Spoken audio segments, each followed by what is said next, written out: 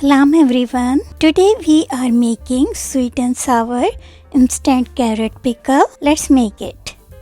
1 kg carrots wash, air dry or wipe dry with a paper towel, cut into julienne. On medium heat add 1/4 cup mustard oil or any oil of your choice. Heat the mustard oil, then let it cool down to remove the bitterness of the oil. Fry carrots for 2 to 3 minutes.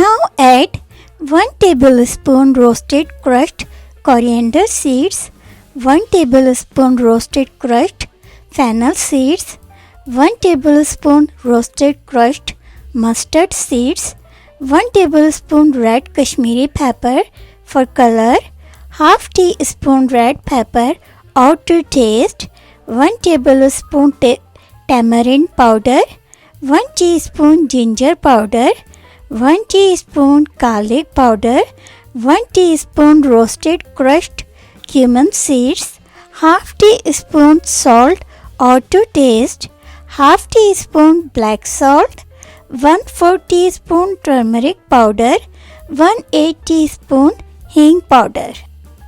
Saute all the spices for 2 to 3 minutes. You can adjust the amount of spices according to your taste.